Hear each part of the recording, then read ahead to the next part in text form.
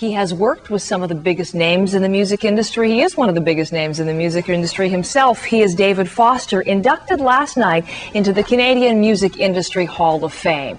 And last night, in an interview with CBC, shared some thoughts on the talent in this country. Have a listen. I think that the amount of music that Canada has produced for the world is very disproportionate to the size of our country.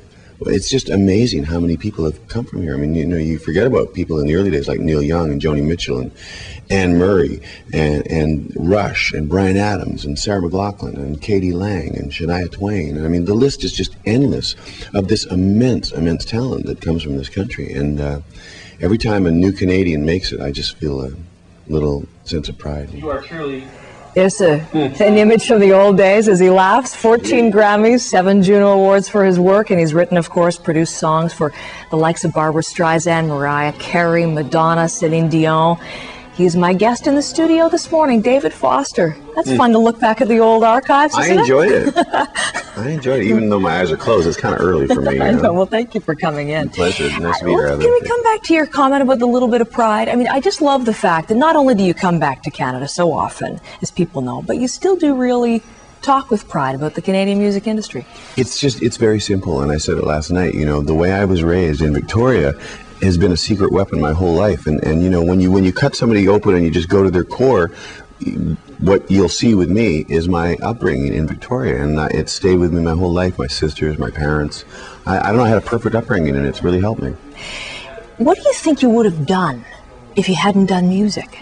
Well, for sure, I would have been an airline pilot, because I love flying. Okay. I have my pilot's license. In fact, I was saying earlier on the show that I went and visited with the Prime Minister yesterday, and my whole mission with the Prime Minister, the day before yesterday, was to try and get our fly team, the Snowbirds, new planes. Their planes are 45 years old, and so I went to Ottawa specifically just to say, please, we need new planes. I'm an honorary Snowbird, so that's what I would have done. What did he say?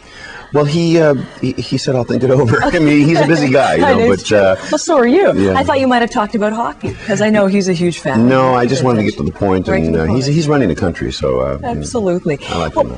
Because I asked that, I mean, there are just so... if I could spend all our time together talking about the awards that you've won or been nominated for, I mean, they're You'd just... be an ex-wife, eventually. So that's okay. But after all of that, I mean, is there something that keeps still driving you? What keeps you going? Well, I'm not one of those guys in the music business. As the older you get, the more difficult it is to have success in the music business, and it's a youth-driven business. And Ronnie Hawkins taught me to retreat and attack in another direction. And I don't know. I mean, I think if you combine talent with energy, that's when you have a formula for success. And I think I have both. And I have no desire to slow down. I have my foundation here in Canada, and we're nationwide now.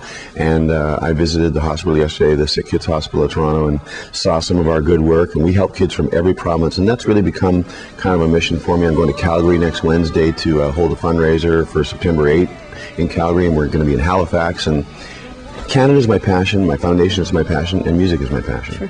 Come back to that point, though. You said that it's the new generation. How is it? What do you do specifically? Because you're always linked to the new and best thing coming up. Josh Groban now, and all Michael of it. Bublé, who is Canada's new national treasure. Absolutely. You know, I mean, he's amazing. You're amazing at just honing in on what's going to be the next and newest. And the young generation, how do you... keep sense of what the next new thing is. You know, when rap music took a firm hold in the business in 99 or 98 or whatever it was, it kind of left people like me at the gate. I don't know how to make that kind of music. I like it, but I don't know how to make it. But so, like Ronnie Hawkins says, okay, don't hit it head on, retreat and attack in another direction. And for me, that meant Josh Groban and Michael Bublé and my new artist, Peterson Cotty, who's coming out. And it's music that doesn't necessarily get on top 40 radio, but we sell a lot of records. Oh, yes. Yeah. Josh was just here this week, He and he did great. Show. He absolutely did. Is there anybody that you have desperately wanted to produce who's turned you down? You, Heather. Well, you never. We have played baseball together years ago, but we won't go into that story. There actually is one. Okay, who? Sting, I always said, because I love him and I know him. Well, they're back together. You have a chance. Yeah, he doesn't need me though. Right. But Stevie Wonder is somebody, I know him, I've hung with him, and I've said to him many times, Steve, just let me make a record with you. Just sing, don't do anything else. Let's take your greatest songs of your life and let's do them with orchestra and do them ballad style. It would be an amazing record. This is a man that needs to make one more great record, and he hasn't done one in years and years, and I think I'm the right guy for him, but I don't know if it'll happen. Maybe in time. What about, of all the people you've worked with, I just named some in the introduction to you, I could have gone on again, really, as many as your awards. It's a much longer list than that. It's a much longer list than that. Who is the best to work with? Well, I think, and not just because she's Canadian, but for me, Andrea Bocelli is the best male voice, and Celine Dion is the best female voice. For me, I mean, Celine is so incredible. She's such a treasure for the world, and you know, you can love her, you can hate her, but she has the greatest voice on the planet. Who gave you the most trouble? Well, it was a female. My ex-wives. Okay.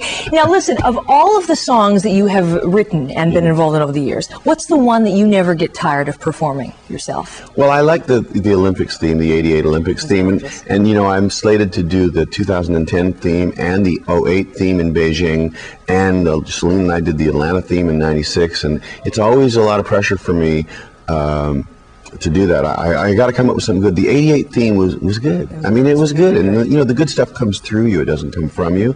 And that one came through me and kind of fell out in one 5-minute kind of roll. I'm hoping and praying that I can do that, because I really want to be good for 2010. It has to be great. It can't just be good. So I'm working already on it. All right. So those are the things that you like. But what about, are you ever driving and one of your pieces comes on the radio and you just say enough and just have to turn it on, even your own pieces? Enough, turn it off? And turn it right off? No, yeah. Turn it up loud. You turn it up loud? So you never isn't it the strangest phenomena that you work for 3 months on a piece of music every day, hammering it? How can you listen to that thing for 10 hours a day, and then you get in the car and you want to find it on the radio so you can hear it again, because it kind of sounds different on the radio somehow. That's you know? Amazing. Yeah, it's a good feeling. I could talk to you all day. I wish I could. Well, I hope you'll come back when you're next. I would love to because come there are back. so many. I don't know that there's any more awards you haven't yet won, but come back anytime. There's more stuff to do. All right. David Foster, thanks very much for being our guest today.